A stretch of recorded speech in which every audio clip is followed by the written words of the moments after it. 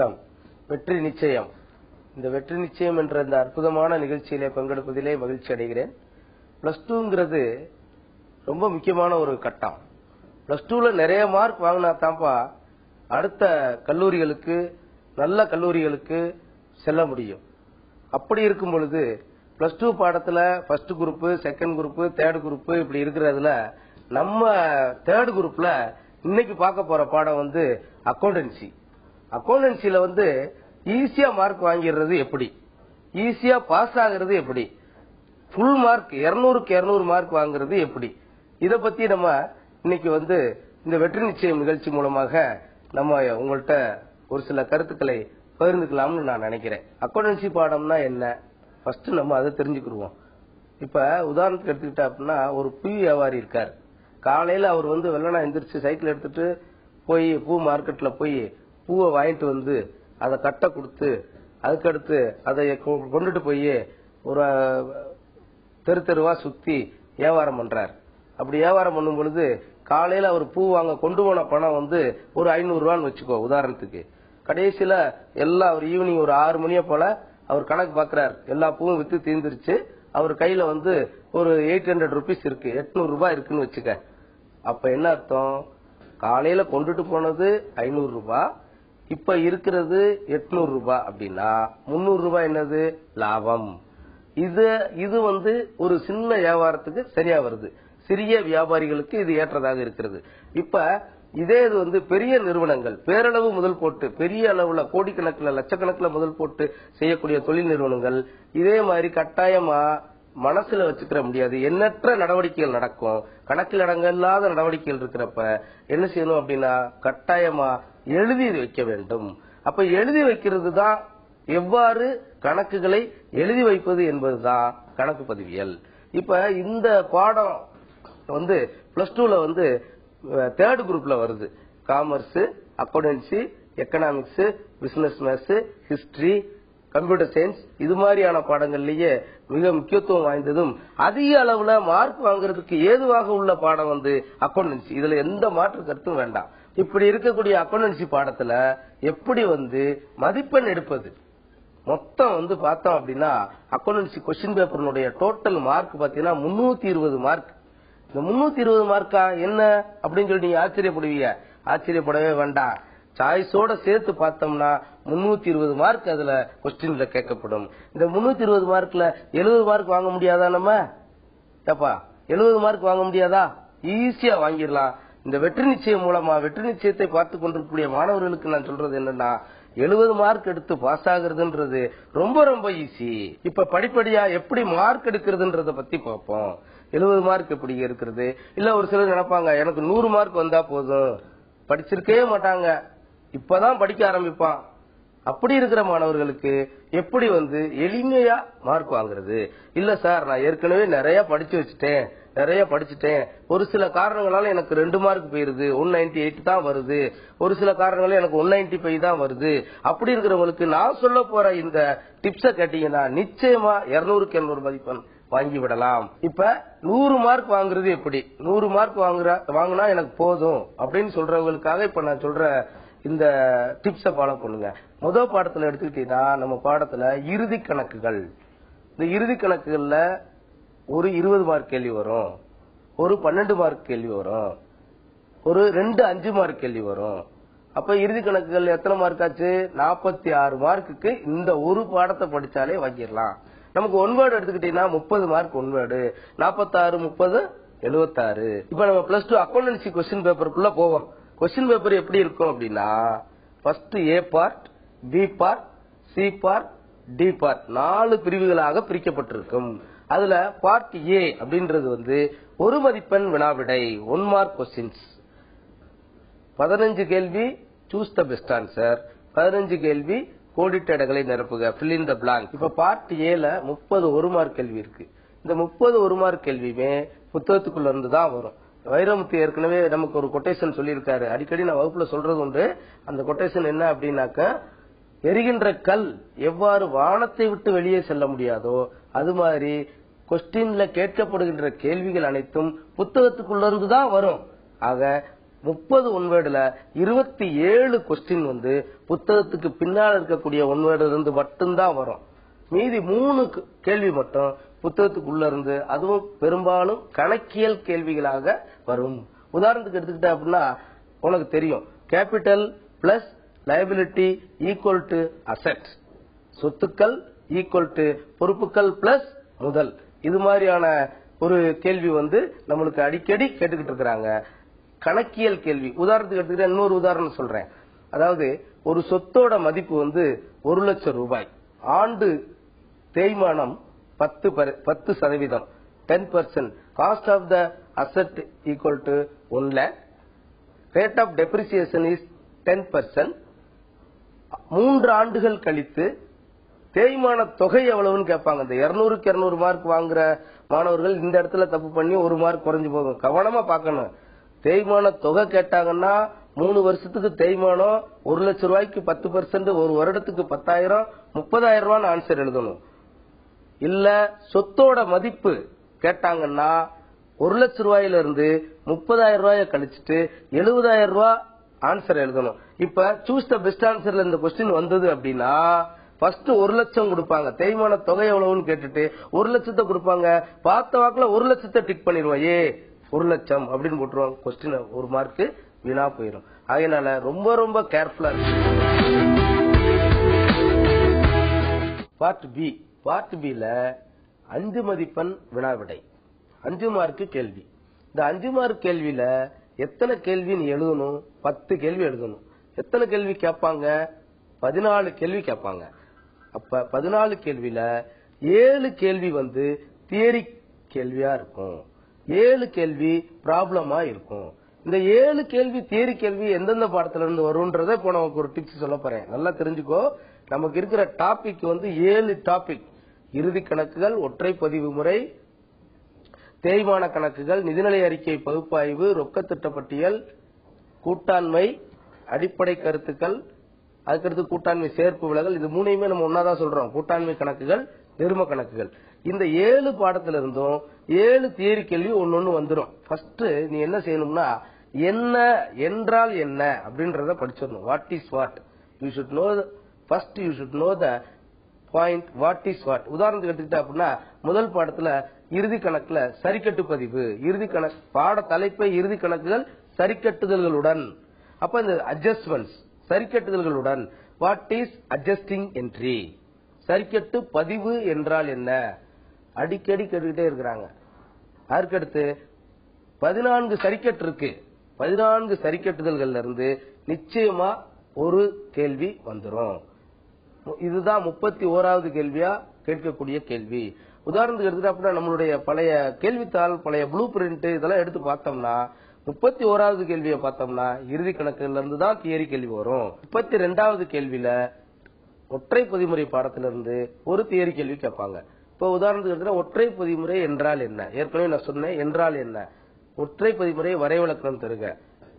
மாற்றுதல் முறை என்றால் என்ன, நிலையறிக்கை என்றால் என்ன, இது மாதிரியான கேள்விகள் கேட்கப்படும்.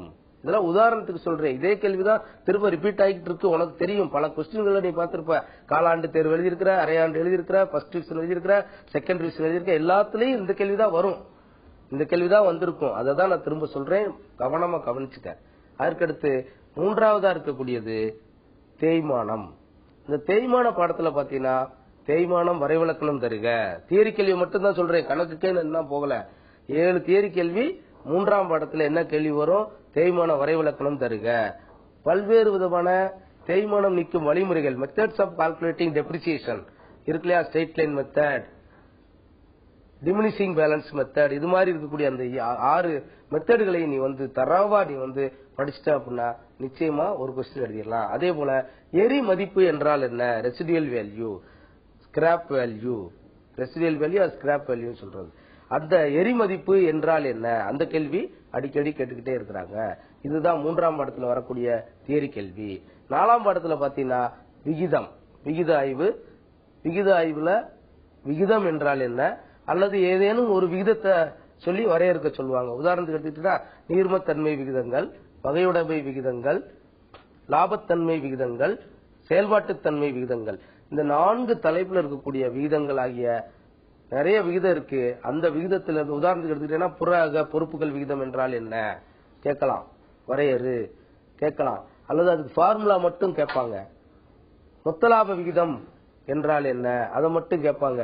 மொத்த லாப விகிதம்னா என்ன, மொத்த லாபத்திற்கும் விற்பனைக்கும் இடையே உள்ள உறவினை குறிப்பதுதான் மொத்த லாப விகிதம், சதவீதத்துல சொல்லணும். இது எல்லாத்தையும் நம்ம பார்த்துட்டோம்னா இந்த 4ஆம் பாடத்தில் இருக்கக்கூடிய தியரிய நம்ம எழுதிடலாம். அதுக்கடுத்து இருக்கிறது ரொக்க திட்ட பட்டியல், ரொக்க பெறுதல்களுக்கு உதாரணம் தருக, ரொக்க செலுத்துதலுக்கு உதாரணம் தருக, இது மாதிரி கேள்வி. ரொக்க திட்டப்பட்டியல் என்றால் என்ன, திட்டப்பட்டியல் என்றால் என்ன, ரொக்க திட்டப்பட்டியலின் தன்மைகள் யாவை, இது மாதிரியான கேள்விகள் ரொக்க திட்டப்பட்டியல் பாடத்திலிருந்து கேட்கிறாங்க. அதுக்கடுத்து பாத்தீங்கன்னா செகண்ட் வால்யூம்ல கூட்டாண்மை அடிப்படை கருத்துக்கள், அதுல நிறைய கேள்வி இருக்கு. கூட்டாண்மைனா முதல்ல இலக்கணத்தை படிச்சிடணும். இலக்கணத்தை படிச்சுட்டா காமர்ஸுக்கும் ஆகும், அக்கௌண்டன்சிக்கும் ஆகும். ஆக இலக்கணம் முதல்ல, கூட்டாண்மையின் இலக்கணம். அதுக்கடுத்து நிலை முதல்முறை, மாறுபடும் முதல்முறை என்றால் என்ன, தியாக விகிதம், ஆதாய விகிதம், இது மாதிரி கூட்டாண்மை கணக்குகள்ல ஒட்டுமொத்தமா ஒரு 5 மார்க்கு கட்டாயமா தியரி கேள்வி கேட்கப்படும். அதுக்கடுத்து கடைசி படமா இருக்கிற நிருப கணக்குகள்ல இருந்து ஒரு கேள்வி கேட்கிறாங்க. பங்கு ஒருபிளப்பு என்றால் என்ன, முதலின காப்பு என்றால் என்ன, இது மாதிரி கேள்வி. அதுக்கடுத்து premium on issue of shares and discount on issue of shares, முனைமத்தில் பங்கு வெளியீடு என்றால் என்ன, தள்ளுபடியில் பங்கு வெளியீடு என்றால் என்ன, இது மாதிரியான கேள்விகள் அடிக்கடி வருடந்தோறும் கேட்டுக்கிட்டு இருக்கிறாங்க. 7 தியரி கேள்வி முடிஞ்சு. இப்ப அடுத்து கணக்குக்கு போலாம். கணக்கு 7 கணக்கு கேட்கிறாங்க. பார்ட் பில 5 மார்க்ல கணக்கு 7 கணக்கு கேட்கிறாங்க. அதுல இறுதி கணக்குல என்ன கணக்கு கேட்கிறாங்கன்னா சரிக்கட்டு பதிவு, மாற்று பதிவு, அட்ஜஸ்டிங் என்ட்ரி, டிரான்ஸ்பர் என்ட்ரி. ஏதாவது ஒரு சரிக்கட்டுக்கு சரிக்கட்டு பதிவு தருக, மாற்று பதிவு தருக, இதுதான் கொஸ்டின். இதை தவிர வேற எதுவுமே வராது. 38வது கொஸ்டின் இந்த கொஸ்டின் தான் இருக்கும். அதுக்கடுத்து 2ஆம் பாடத்துல கம்பாரிசன் மெத்தட்ல ப்ராஃபிட் கண்டுபிடிக்கிறது, க்ளோசிங் கேபிட்டலையும் ஓபனிங் கேபிட்டலையும் கம்பேர் பண்ணி கண்டுபிடிக்கிறது, அல்லது find out the missing figure, விடுபட்ட தொகையை கண்டுபிடி, அந்த கேள்வி கட்டாயமா கேட்கிறாங்க. அதுக்கடுத்து தேய்மான விகிதம் காண்க, தேய்மான விகிதம் காண்க, தேய்மான தொகையை கண்டுபிடிச்சு, தேய்மான தொகையை கண்டுபிடிச்சதுல இருந்து தேய்மான தொகை டிவைடட் பை சொத்தின் அடக்கவிலை இன்ட்டு 100, அந்த ஃபார்முலாவை பயன்படுத்தி போடக்கூடிய தேய்மான விகிதத்தை கேட்கிறாங்க. அதுக்கடுத்து விகித ஆய்வுல ஏதேனும் ஒரு விகிதத்தை மட்டும் கொடுக்குறாங்க. நிகரலாப விகிதம், புற பொறுப்புகள் விகிதம், நீர்மத்தன்மை விகிதங்கள்ல இருக்கக்கூடிய நடப்பு விகிதம், நீர்மை விகிதம், துல்லிய நீர்மை விகிதம், இதுல ஏதாவது ஒரு விகிதத்தை அந்த கொடுத்து கேட்கிறாங்க. சம்டைம்ஸ் போன வருஷம்லாம் கேட்டிருந்தது ரொம்ப ஈஸியான கேள்வி. சரக்கிருப்பு விற்பனை விகிதம், விற்றபொருள் அடக்கவிலை டிவைடட் பை சராசரி சரக்கிருப்பு, ஈஸியா நம்ம கணக்கு போடுற மாதிரி. விற்றபொருள் அடக்கவிலை கொடுத்துருவாங்க, சராசரி சரக்கிருப்புக்கு ஓபனிங் ஸ்டாக் கொடுத்துருவாங்க, க்ளோசிங் ஸ்டாக் கொடுத்துருவாங்க, ரெண்டையும் கூட்டி 2ஆல் வகுத்தா சராசரி சரக்கிருப்பு. அப்ப நம்ம மடங்குகள்ல இதை சொல்லிடலாம், விற்றபொருள் அடக்கவிலை டிவைடட் பை சராசரி சரக்கிருப்பு. அதுக்கடுத்து இருக்கக்கூடிய பாடம் ரொக்க திட்ட பட்டியல். 1 மாதத்துக்கான கேள்வி கேட்பாங்க.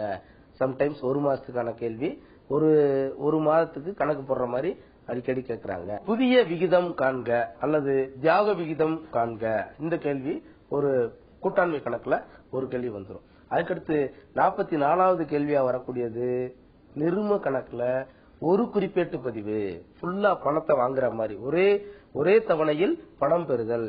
அதுக்கு ஒரு எளிமையான வழி சொல்லித்தாரு. 5 மார்க்குக்கு 2 வரிக்கு 5 மார்க்கு, வேற எந்த பாடத்திலையும் வாங்க முடியாது. அடிச்சு நான் சொல்லுவேன், வங்கி கணக்கு பற்று, பங்கு முதல் கணக்கு வரவு, இதை மட்டும் தெரிஞ்சு வச்சுக்கோங்க.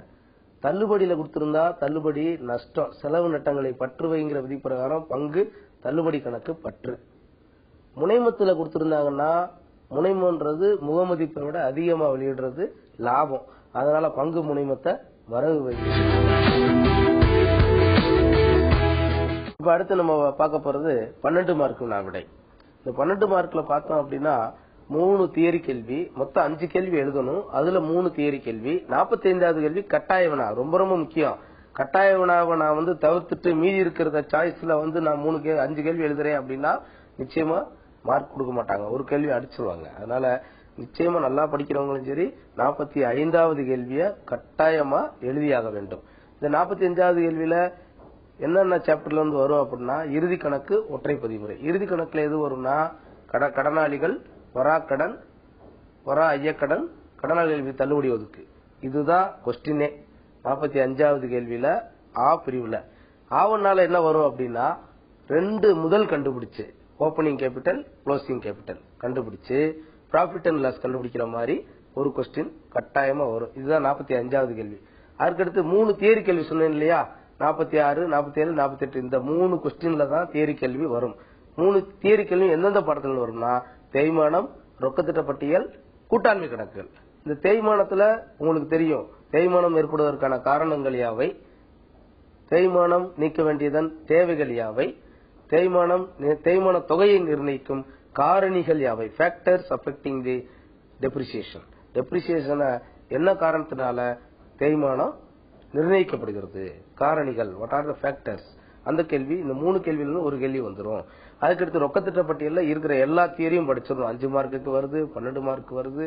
நிச்சயமா எல்லா தியரியும் அதுல இருக்கிற தியரிட்டிக்கல் போர்ஷன்ல எல்லா கேள்வியையும் படிச்சு முடிச்சிடணும். அதுல வரக்கூடிய கேள்வி திட்டப்பட்டியல் என்றால் என்ன, தன்மைகள் யாவை, ரொக்க திட்டப்பட்டியல் என்றால் என்ன, நன்மைகள் யாவை, பெறுதல்களுக்கு உதாரணம், செலுத்துதல்களுக்கு உதாரணம். இதை மட்டும் படிச்சிட்டீங்கனாலே போதும். அதுக்கடுத்து கூட்டாண்மை கணக்குகள்ல பார்த்தோம் அப்படின்னா தியாக விகிதம், ஆதாய விகிதம் வேறுபாடு, நிலை முதல் மாறுபடு முதல் வேறுபாடு, நற்பெயர் என்றால் என்ன, வாட் இஸ் குட்வில், நற்பெயரை பாதிக்கும் காரணிகள் யாவை, ஃபேக்டர்ஸ் அஃபெக்டிங் தி குட்வில்.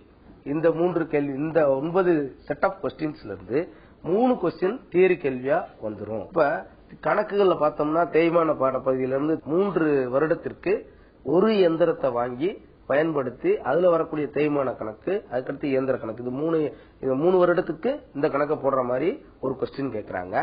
விகிதாய்வுல இருந்து 3 விகிதத்தை கண்டுபிடிக்கிற மாதிரி ஒரு விகிதம். அதுல எந்த விதமா வேணாலும் இருக்கலாம், அதுல நீ சாய்ஸ் கண்டுபிடிக்க முடியாது. 4 தலைப்புல இருந்து எந்த ஒரு 3 விகிதம் கட்டாயமா அதுல ஒரு கணக்கு வந்துடும். அதுக்கடுத்து கூட்டாண்மை கணக்குகள்ல முதல் கணக்கு லாப நட்ட பகிர்வு கணக்கு, வெறும் முதல் கணக்கு மட்டும் மாறுபடும் முதல் நிலை முதல் முறையில் கணக்குல கண்டுபிடிக்கிற மாதிரி, அல்லது மிக முக்கியமான எளிமையான ஒரு கணக்கு இருக்கு, உயர் லாப முறையில் நற்பெயர் கண்டறிதல். இந்த கொஸ்டின் அது கொஸ்டின் யாரும் விட்டுறாதீங்க. உயர் லாபம்னா ரொம்ப சாதாரண கொஸ்டின். உயர் லாபம் ஈக்குவல் டு சாதாரண லாபம் மைனஸ் சராசரி லாபம். இந்த பார்முலாவை பயன்படுத்தி சராசரி லாபம் ஏற்கனவே நம்மளுக்கு தெரியும், 4 ஆண்டு லாபம் கொடுத்திருப்பாங்க. அந்த 4 ஆண்டு லாபத்தை 4ஆல டிவைட் பண்ணி வரக்கூடியதான் சராசரி லாபம். அப்ப சாதாரண லாபம்னா எப்படி கண்டுபிடிப்ப, பயன்படுத்தப்பட்ட முதல் இன்ட்டு எதிர்பார்க்கும் லாப பங்கு. பயன்படுத்தப்பட்ட முதல் 1 லட்சம்னு கொடுப்பாங்க, எதிர்பார்க்கு லாப ஈவு 10% கொடுப்பாங்க. 1 லட்சம் இன்ட்டு 10/100 10,000 ரூபாய். அதை கண்டுபிடிச்சு போட்டீங்கன்னா சாதாரண லாபம். ஏற்கனவே சராசரி லாபம் கண்டுபிடிச்சிருப்போம். இது 2க்குள்ள வேறுபாடு தான் உயர் லாபம். உயர் லாபத்திலிருந்து கொள்முதல் ஆண்டுகளின் எண்ணிக்கை 3 ஆண்டு 4 ஆண்டு 5 ஆண்டுன்னு கொடுத்திருப்பாங்க. அதனால பெருக்கினா கிடைக்கிறதா நற்பெயர். இவ்வளவு எளிமையான கொஸ்டின் 12 மார்க்ல உயர் லாப முறையில் நற்பெயர் கணக்கிடல். அதுக்கடுத்து நிறும கணக்குல இருந்து ஒருபிளப்பு கணக்கு, forfeiture of shares due to non payment of call money, அழைப்பு பணத்தை செலுத்தாத காரணத்தினால் பங்குகளை ஒருபிளப்பு செய்தல். அந்த ஒரு கொஸ்டின் கட்டாயமா வருடந்தோறும் கேட்டுக்கிட்டே இருக்காங்க. இந்த பகுதியை நம்ம இதோட நிறைவு செஞ்சிடலாம். 3 தியரி கேள்வி, 45வது கேள்வி கட்டாயம்னா இந்த மீதி இருக்கிற பாடத்துல ஒவ்வொரு பாடத்துல இருந்தும் ஒவ்வொரு கேள்வி கணக்கா கேட்கப்படுகிறது. இப்ப அடுத்து பார்த்தோம் அப்படின்னா 20 மார்க் பார்ட் டி. பார்ட் டில ஒரு சந்தோஷமான விஷயம் என்னன்னா எந்த தியரி கேள்வியுமே இல்லாதனால நம்ம மனப்பாடம் பண்ண வேண்டிய அவசியமே இல்லப்பா. ஃப்ரீயா நம்ம மாட்டுக்க கொஸ்டின்ல இருக்கிறத எடுத்து எழுதினாலே மார்க். இப்ப 53வது கேள்வி கட்டாயம்னா அதை கம்பல்சரியா அட்டன் பண்ணி ஆகணும். அதுல 2 கேள்வி கேட்பாங்க, 2ல ஏதாவது ஒரு கேள்வி எழுதணும். அந்த 2 கேள்வியில கூட்டாண்மை கணக்கு ஒன்னு இறுதி கணக்கா இருக்கலாம், இல்லாட்டி ஒற்றைப்பதிவு முறையா இருக்கலாம். இதுதான் இவ்வளவு நாள் வந்திருக்கு. ஆனா இது கட்டாயம் கிடையாது. எந்த 2 சாப்டர் வேணாலும் கிளப் பண்ணி கேட்கலாம். ஆனா வருஷந்தோறும் வரக்கூடிய கேள்வின்னு பார்த்தோம்னா கூட்டாண்மை கணக்கு அல்லது ஒற்றைப்பதிவு முறை அல்லது இறுதி கணக்கு. இறுதி கணக்கையும் ஒற்றைப்பதிவு முறையும் சேர்த்துக்கிட்டு கட்டாயமா கூட்டாண்மை கணக்கு வந்துருது. இது 2ல ஏதாவது ஒரு கேள்வி எழுதிடணும். அதுக்கடுத்து பார்த்தோம் அப்படின்னா விகித ஆய்வுல இருந்து 4 விகிதங்கள் கணக்கிடுற மாதிரி ஒரு கணக்கு கட்டாயமா வருது. 4 விகிதமும் ஈஸியான விகிதமா தான் இருக்கும். அது ரொம்ப கஷ்டமாலாம் இருக்காது. ரொம்ப ஈஸியா கணக்கு, ஒரு இருப்புநிலை குறிப்பு கொடுத்து அதுல இருந்து அப்படியே கண்டுபிடிக்கிற மாதிரி இருக்கும். அந்த விகித ஆய்வுல இருந்து அந்த ஒரு கொஸ்டின் வரும். அதுக்கடுத்து பார்த்தோம் அப்படின்னா கூட்டாண்மை கணக்கு நம்ம அந்த கம்பல்சரியில போனதுனால இங்க வராது. அதுக்கடுத்து நிறும கணக்குகள். நிறும கணக்குல இஷ்யூ ஆஃப் ஷேர்ஸ்ல ஒன்லி பர்பீச்சர்லாம் வரவே வராது. சாதாரணமா அனைத்து பங்குகளை வெளியிட்டு அனைத்து தொகையும் பெறப்பட்டதுன்னு வரும். ஒன்னே ஒண்ணு மிகை ஒப்பம் அல்லது குறை ஒப்பம் இது வரும். அதுக்கடுத்து தள்ளுபடியில் வெளியீடு, முனைமத்தில் வெளியீடு இது ரெண்டுமே பாயிண்ட் இருக்கும். வேற ஒரு கஷ்டமும் கிடையாது இந்த நிறுவ கணக்கை பொறுத்தளவு. அதுக்கடுத்து இருக்கக்கூடியது ரொக்க திட்டப்பட்டியல். இந்த கொஸ்டின்ல 20 மார்க் 3 மாதங்களுக்கு போடுற மாதிரி ஒரு கொஸ்டின் கட்டாயம் வந்துடும். இறுதி இருப்பு கண்டுபிடிக்கிற மாதிரி ரொக்க திட்டப்பட்டியலை பொறுத்தளவு முழு மதிப்பெண் பெறுவதற்கு அதிக அளவு வாய்ப்பு இருக்கிறது. 200க்கு 200 வாங்குறதுன்றத பத்தி பார்த்தோம். இவ்வளவு நான் சொன்ன பொழுதிலும் கூட இன்னும் ஒரு சிலருக்கு பாஸ் ஆயிருவோமா, மார்க் வந்துருமா இந்த சந்தேகம் இருக்கும் உனக்கு. அப்படி சந்தேகப்படுகின்ற மாணவர்கள் நான் சொல்ற டிப்ஸ கவனி. இறுதி கணக்கு, ஒற்றை பதிவு முறை, ரொக்க திட்டப்பட்டியல் இந்த 3 பாடத்தை மட்டும் தரவா படிச்சுட்ட அப்படின்னா நிச்சயமாக 120 மதிப்பெண்ணுக்கு மேலே பெற்றுவிடலாம். இது உறுதி, நிச்சயம். சரி, இப்ப பரீட்சை எல்லாம் எப்படி எழுதுறது, எப்படி வந்து மார்க் வாங்குறது, எப்படி மினிமம் மார்க் வாங்குறது, 200க்கு 200 எப்படி வாங்குறது, 150க்கு பக்கத்துல 120 130 எப்படி வாங்குறதுன்னு பார்த்துட்டோம். நம்ம இப்ப என்னதான் நம்ம படிச்சுட்டு போனாலும் நம்ம போய் பெர்ஃபார்ம் பண்ற அந்த 3 மணி நேரம் தான் ரொம்ப ரொம்ப முக்கியமான நேரம், கோல்டன் பீரியட். அந்த நேரத்துல ஒரு சில தவறுகளை நீ செய்யற, அது என்ன அப்படின்றத நான் சுட்டி காட்ட விரும்புறேன். என்ன தவறு? பிகர் எழுதும் பொழுது சரியான தொகைய சரியான கட்டத்தில் எழுதுறது இல்ல. 1ஆம் ஸ்தானம், 10ஆம் ஸ்தானம், 100ஆம் ஸ்தானம் இருக்கு. அது ஸ்தானத்துக்கு நேரம் எழுதி பழகு. அதே போல அடிச்சு எழுதும் பொழுது ஒரு தொகை தப்பாயிருச்சுன்னா அந்த தொகை மேலேயே இன்னொரு தொகை எழுதப்படாது. எழுதுனீங்கன்னா அது என்ன தொகை எழுதியிருக்கிறேன்றதே திருத்துற ஆசிரியர்களுக்கு புரியாம போயிரும். அதனால என்ன சொல்றேன் அப்படின்னா அடிச்சுட்டு அதுக்கு கீழே எழுது, தெளிவான தொகையை எழுது. சரியா உனக்கு மதிப்பெண், ஃபுல் மதிப்பெண் வாங்கி விடலாம். இந்த வருஷம் முதல் பேப்பர்ல தனித்தனியா இவ்வளவு நாள் நம்ம கட்டிக்கிட்டு இருந்தோம். அது ஆனா இந்த வருஷம் முதல் புக்லெட் கொடுத்துறாங்க. புக்லெட்ல முதல் 20 பக்கம் வந்து ஒயிட் பேப்பர் இருக்கும். அதுக்கடுத்து அக்கௌண்டன்சி பேப்பர் இருக்கும். அக்கௌண்டன்சி பேப்பர்ல எழுதிட்டு அப்படியே அந்த புக்லெட்டை கட்டி அப்படியே சூப்பர்வைசர்ட்ட நீ கொடுத்துட வேண்டியது. இப்ப இந்த நான் சொன்ன அக்கௌண்டன்சிக்கு சொன்ன இந்த டிப்ஸ் எல்லாம் நீ ஃபாலோ பண்ணி நிச்சயமா எல்லா பேரும் கேட்டிருப்பீங்கன்னு நம்புறோம். இந்த வருடம் அனைவரும் அக்கௌண்டன்சி பாடத்துல முழு மதிப்பெண் பெற்று தேர்ச்சி அடைய மனமாற வாழ்த்துகிறேன். நன்றி, வணக்கம்.